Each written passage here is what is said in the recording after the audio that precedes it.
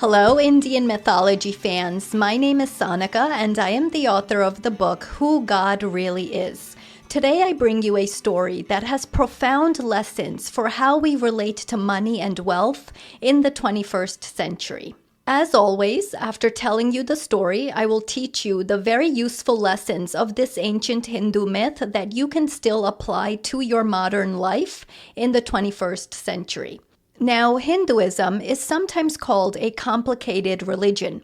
It's why I wrote the book Who God Really Is, a book in which the principles of Hinduism are best understood and God is explained through a modern, rational lens. Do grab your copy on Amazon today. Let me tell you the story now. In their youth, Lord Krishna and Sudama studied together in the hermitage of sage Sandipani. Despite their contrasting backgrounds, Krishna, the prince of Mathura, and later the ruler of Dwarka, and Sudama, a poor Brahmin, there was no distinction in their friendship. So despite their contrasting backgrounds, there was no distinction in their friendship. They shared meals, played together, and learned under their guru's guidance. Their love for each other was built on mutual respect and a deep understanding of dharma, or righteousness. One day, during their time at the hermitage school, the guru's wife sent Krishna and Sudama to the forest to gather firewood. As they wandered deep into the woods, a sudden storm struck, drenching them and making it impossible to find their way back. They spent the night in the forest, shivering and hungry. Sudama had a small bundle of flattened rice with him, but he hesitated to share it, knowing Krishna was hungry too.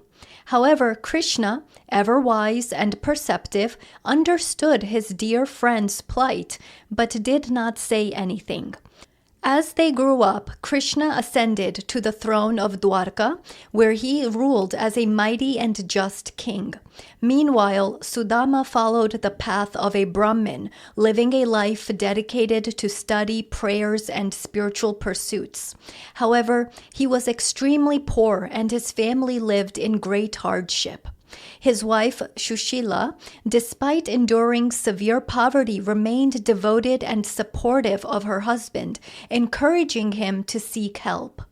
One day, after many years of struggle, Shushila suggested that Sudama visit Krishna in Dwarka. She reminded him of their childhood bond and Krishna's generosity. Though Sudama was reluctant, partly due to his pride and partly due to his belief that he should not ask for material help, his wife's insistence finally persuaded him. Before leaving, Shushila prepared a humble gift for Krishna, a small bundle of flattened rice wrapped in a torn piece of cloth. Though meager, it was all they could afford, and she hoped that Krishna would accept it as a token of their love and respect. With the bundle of rice in hand, Sudama embarked on his journey to Dwarka. The path was long and his clothes were tattered, but his heart was full of devotion. Upon reaching the gates of Krishna's magnificent palace, he was awestruck by its grandeur. The guards, seeing his ragged appearance, initially hesitated to let him in. But the moment Krishna heard of Sudama's arrival, he rushed out barefoot to greet his beloved friend. Krishna embraced Sudama warmly, washing his feet with his own hands, a gesture that stunned the palace courtiers. Rukmini, Krishna's divine consort, welcomed him with great reverence. Despite being the ruler of a vast kingdom, Krishna seated Sudama on his throne, treating him like an honored guest rather than a poor Brahmin. Sudama, overwhelmed by Krishna's love, could barely speak. His heart swelled with emotions, but his humility made him hesitant to ask for anything. Krishna, ever playful, noticed the small cloth bundle that Sudama held tightly in his hands. Teasingly, he asked, "What have you brought for me, my dear friend?" Sudama, embarrassed, tried to hide it, feeling unworthy of offering such a simple gift to the mighty ruler of Dwarka. But Lord Krishna, knowing the depth of Sudama's devotion, snatched the bundle from his hands with a joyful smile. He eagerly took a handful of the flattened rice and ate it, savoring the taste as though it was the richest feast. Just as he was about to take a second handful, Rukmini gently stopped God, hinting that one handful was enough to bless Sudama abundantly. This moment was profound. Krishna did not see the material worth of the gift, but only the love and devotion with which it was given. Despite receiving such grand hospitality, Sudama never asked Krishna for any favors. He could not bring himself to request material assistance, feeling that his love for Krishna was beyond worldly needs. Krishna, too, did not speak of any rewards, yet he knew his friend's suffering. After spending time in Krishna's divine presence, Sudama left for home, feeling spiritually fulfilled but still materially poor. Along the way, he reflected on his visit, feeling blessed despite receiving no visible wealth. As Sudama neared his village, he was stunned to find that his small, dilapidated hut had transformed into a grand palace. His wife and children, once clad in rags, now wore fine garments and adorned themselves with jewelry. Food, riches, and abundance filled their new home. Krishna, without saying a word, had transformed Sudama's life, but it was not merely an act of charity. It was a divine blessing for Sudama's unwavering devotion, humility, and friendship. Sudama, realizing Krishna's infinite grace, wept tears of gratitude. He never once became arrogant or greedy with his newfound wealth. Instead, he continued to live as a humble devotee of God, in dedicating his life to dharma and spiritual practice. This was the story of childhood friends Sudama and Lord Krishna from the Bhagavata Purana. Now, what does God want us to recognize in the 21st century through this ancient Hindu myth? Well, to begin with, and I say this in jest, it's always very wise to listen to your wife or partner. Now, many of you listening might actually realize that that is very true. In this Indian myth, if Sudama had not listened to his wife and overcome his pride, then he wouldn't have ended up with a palace at the end of the story. Remember, Sudama was initially reluctant to visit Lord Krishna, but he finally listened to his wife, and by doing so, he was ultimately able to accomplish a palace and much more healthy living for his family. Because Sudama overcame his pride and ego, and he listened to his wife's voice, he achieved a much better life for himself and his family. So indeed, there is tremendous value in listening to a very wise woman, especially in the current overly unstable and temptation-filled earth experience, if you can find one.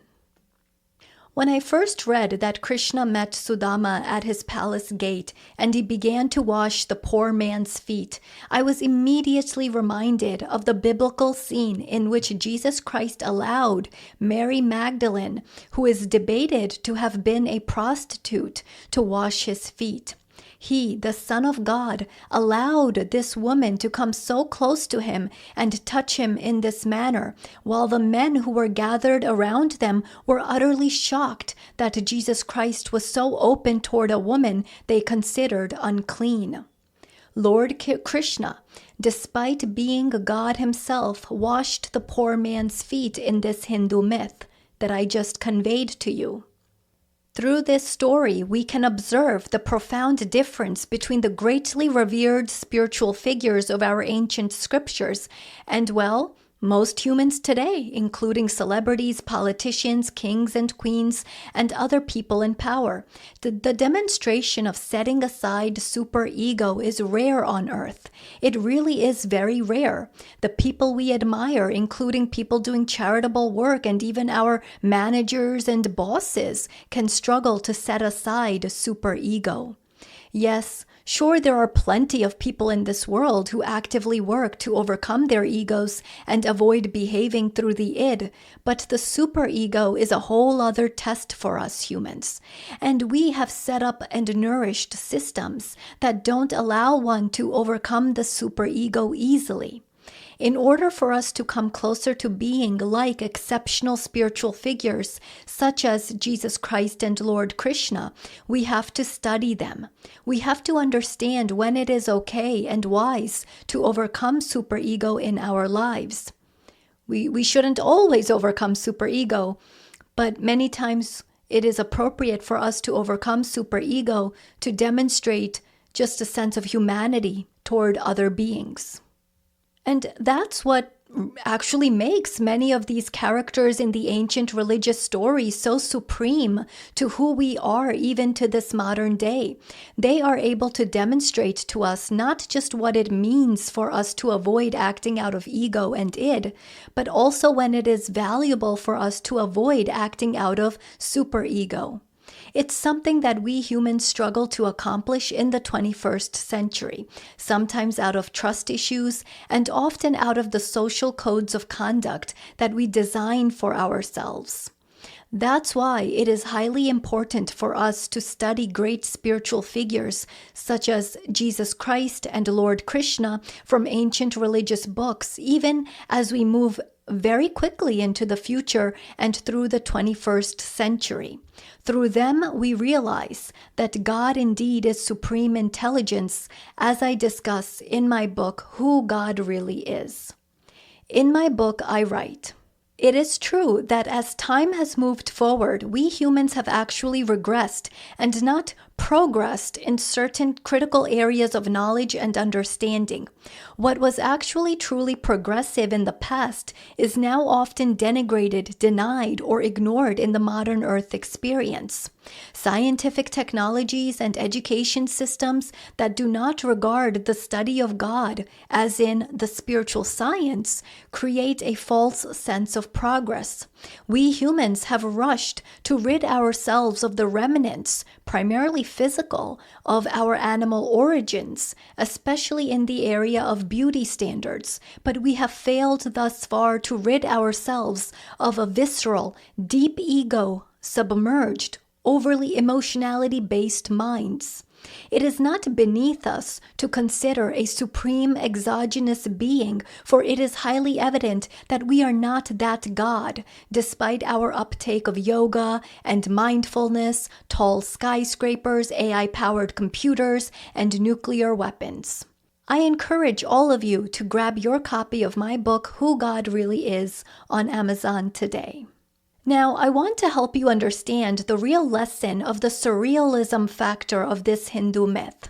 Yes, usually in real life, we don't see poor spiritual people form an intimate bond with God via worship and then suddenly find that they have become owners of palaces and mansions. Right. That does not happen in real life. But what God wants us to recognize through this Hindu mythology story is that Sudama needed to go through a journey of overcoming certain traits within himself in order to find noticeable improvement in his life. This is the real meaning behind the surreal outcome in Sudama's life. The wealth that he gains at the end of the story is representative of the significant improvements that we have the strong potential to gain once we have overcome ego and superego. Sudama first hesitated toward his wife's calls for him to visit God. He struggled to listen to wisdom. That was his first flaw.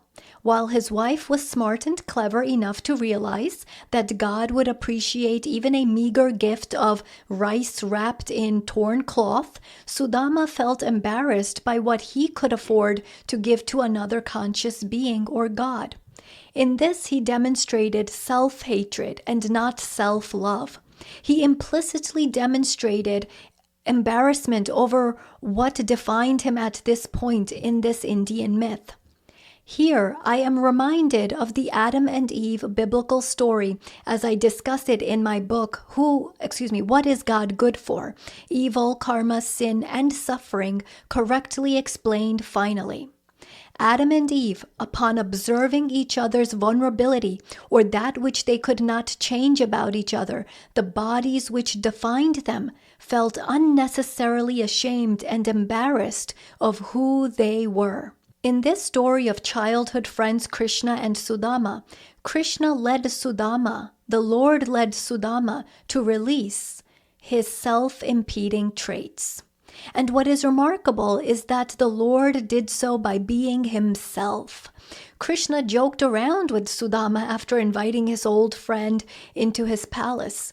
In his usual joyful and carefree way, God signals to us humans that we should not bury ourselves in so much worry over what is ultimately temporary, or in other words, the delusions and illusions about the meaning of things that we have created for ourselves, our cultures, and societies. In this Hindu myth, we see a spiritual practitioner who is hard-headed, who then somehow gets himself to listen to his wife's wisdom. He then visits Lord Krishna and is treated as if he is a king himself. The Lord presses love into his interactions with his poor childhood friend to get Sudama to open up his heart to loving himself more. The Lord then shows excitement for the meager gift Sudama has brought for him, further trying to get Sudama to feel accepted and worthy despite his material and financial condition. He jokes around some with Sudama, trying to get his poor friend to realize that there is more than just money that we should savor in life. We should not forget the value of the feelings that laughter and play provide us. Now the impoverished Sudama, though not refusing to be treated like a king for one day by Lord Krishna, is not able to get himself to directly ask God for financial blessings. Ultimately, however, by allowing himself to be loved through kingly treatment, Sudama demonstrates that he is conducive to the attributes that God wants to instill in us.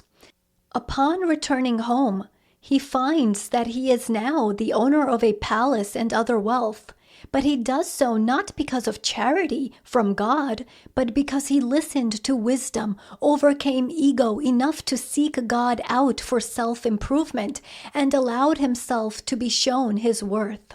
It is Sudama's dedication to his spiritual evolution, to the worship of God, that brought him his blessings later in life, not charity from God. We also understand through this Hindu myth that honest spiritual practitioners are deserving of a financially secure, sustainable, and healthy life. Notice that God quite easily permits Sudama to accomplish a materially wealthy life. Thus, even God judges that honest spiritual practitioners dedicated to Dharma must be valued. And here on earth, we communicate who and what we value by our willingness to reach into our pockets and sacrifice our cash for it. Yes, we currently live in a world in which we humans place far more value on Ferraris, Lambos, and Gucci bags than we do on, for example, spiritual books that actually allow us to become honestly self-mastered. Is it any surprise that we continue to find ourselves trapped in cycles of suffering globally and personally? Not to me, but the world is what it is for now. Through this Indian myth of Lord Krishna and his friend Sudama, we learn that God does not want credible, honest, and truly self-mastered spiritual practitioners to believe that they deserve less or less value than what others do on earth. Even if most humans don't care to value the truthful knowledge of self-mastery as much as they value travel, jewelry, high fashion, and sexy cars, God does not want such spiritual teachers and practitioners to command less value than what they deserve, be it in the form of an audience or income. And it is perfectly okay for such honest spiritual teachers and practitioners to acquire considerable wealth through balanced approaches. Doing so is not antithetical to the nature of God, which I explain in my book, Who God Really Is. Through the story of the childhood friends Sudama and Lord Krishna, we also understand how to spot a truly good friend. Often people in life form friendships because of give and take. Many friendships are formed out of transactional value and exchange. This is how he benefits me or how she benefits me, and this is how I benefit him or her, and so on and so forth. Now, it is important to form friendships with people who can practically help us out in emergencies and times of need.